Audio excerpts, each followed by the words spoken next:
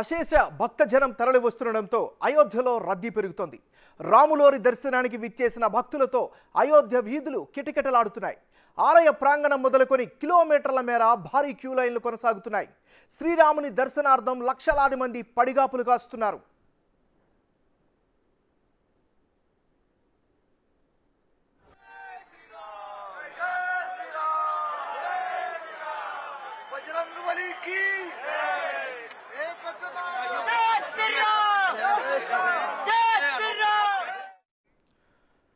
అయోధ్యలో భారీగా తరలి వస్తున్న భక్తుల్ని నియంత్రించడం పోలీసులకు సవాల్గా మారుతోంది.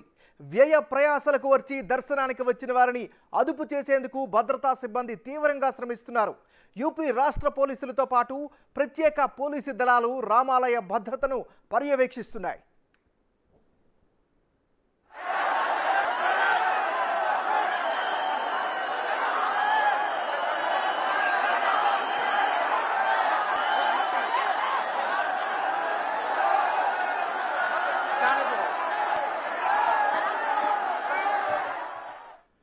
దర్శనాని కోసం వస్తున్నటువంటి భక్తులతో క్యూ లైన్లన్నీ కూడా కిక్కిరిసిపోతున్నాయి. సో క్యూ లైన్లలో తోపులాటలతో పలువురు అస్వస్థతకు గురయ్యారు. బాధితులకు వెంటనే అక్కడున్న అంబులెన్స్లో ప్రథమ చికిత్స అందించారు. అత్యవసర వైద్య సహాయక సేవలను నిరంతరం అందుబాటులో ఉంచింది స్థానిక ప్రభుత్వం.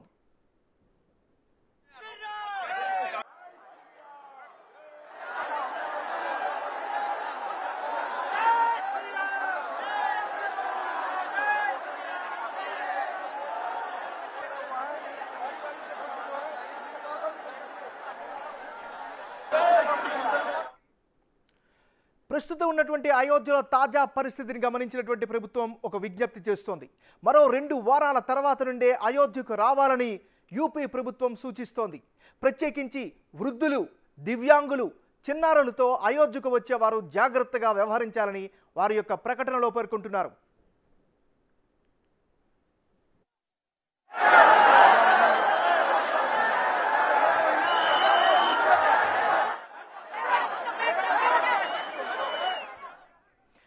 మనం బులెటిన్లో చూస్తూ ఉన్నాం. అయోధ్య రాముడిని చూసేందుకు అశేష జన సమూహం తరలి వస్తుంది.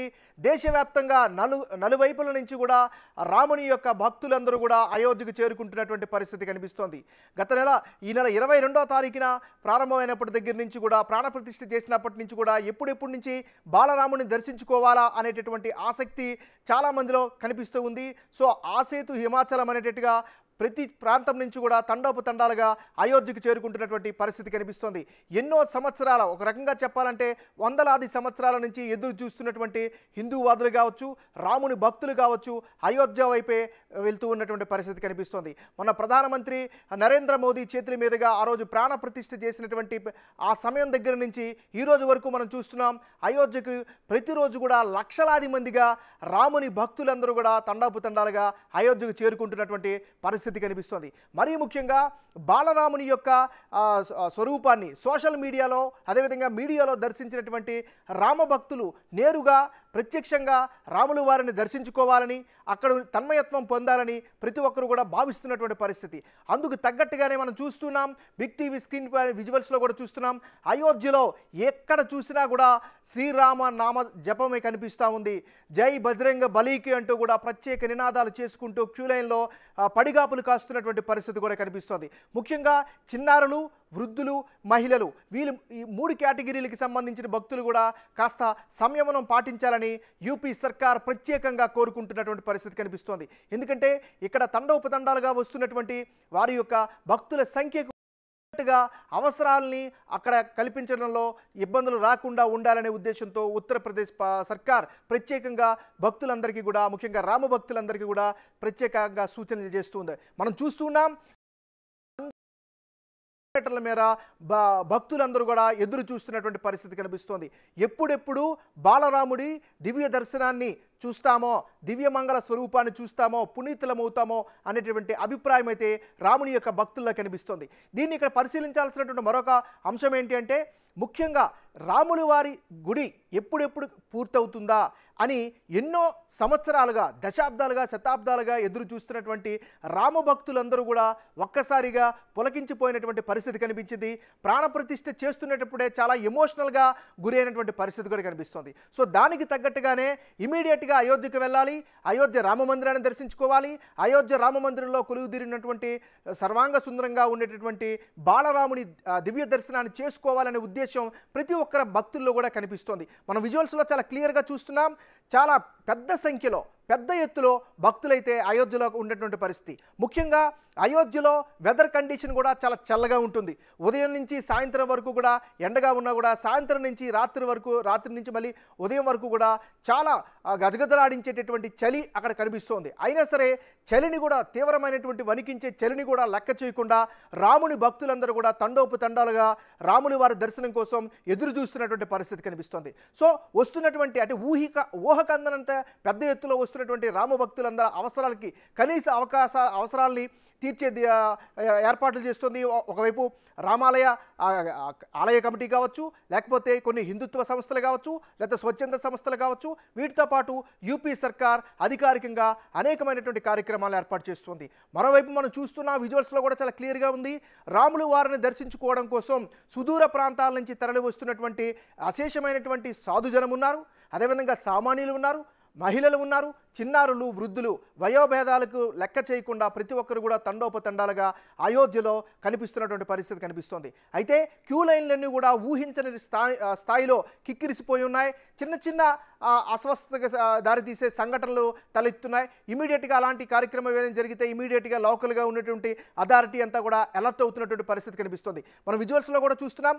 ఎలాంటి ఇబ్బందులు తలెత్తకుండా ఉండడం కోసం ఒకవైపు వాలంటీర్ వ్యవస్థ చాలా సిస్టమేటిక్గా పనిచేస్తుంది, మరోవైపు స్థానిక పోలీసులతో పాటు కేంద్ర బలగాలు కూడా ప్రత్యేకంగా పహారా కాస్తున్నటువంటి పరిస్థితి చూస్తున్నాం. సో ఓవరాల్గా మనం చూసినట్లయితే అయోధ్య అంతా కూడా ఇప్పుడంతా కూడా రామనామ జపంతో పులకించిపోయినటువంటి పరిస్థితి కనిపిస్తోంది. సో ఇప్పుడు వస్తున్నటువంటి క్రౌడ్ ఒక రకంగా చెప్పాలంటే ఒక అనధికారిక లెక్కల ప్రకారం, ఇది అధికారిక లెక్కలు కాదు, అనధికారిక లెక్కల ప్రకారం ఇప్పటి వరకు అంటే 22వ తారీఖు నుంచి ఇప్పటి వరకు అంటే సుమారు ఒక వారం రోజుల్లో సుమారు 20 లక్షల మందికి పైగా భక్తులు శ్రీరామచంద్రుడిని దర్శించుకున్నారు అనేటటువంటి ఒక సంఖ్య అయితే సోషల్ మీడియాలో బాగా బలంగా వైరల్ అవుతున్న పరిస్థితి. ఒకవేళ ఆ లెక్కలకు తగ్గట్టుగా కనుక మనం పరిశీలించినట్లయితే ఒక రోజుకు సుమారు 3 నుంచి 3.5 లక్షల మంది శ్రీరాముడిని దర్శించుకున్నటువంటి పరిస్థితి కనిపిస్తుంది. అంటే ఒక రకంగా ఈజ్ ఎ వెరీ హ్యూజ్ నెంబర్గానే మనం చెప్పుకోవచ్చు.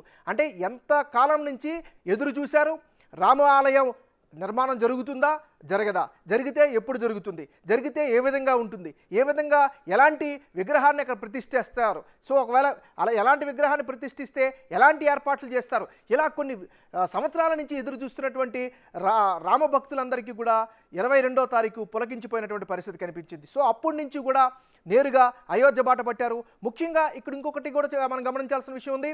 అయోధ్య మందిరానికి ఆనుకునే అన్ని రకాల రవాణా సదుపాయాలను కూడా రాష్ట్ర కేంద్ర ప్రభుత్వాలు ముందుగానే ఏర్పాటు చేసినటువంటి పరిస్థితి ఉంది. వాయు మార్గం నుంచి వచ్చేటటువంటి వాళ్ళకు అనుకూలంగా ఎయిర్పోర్ట్ని అక్కడ ఇనాగ్రేట్ చేశారు.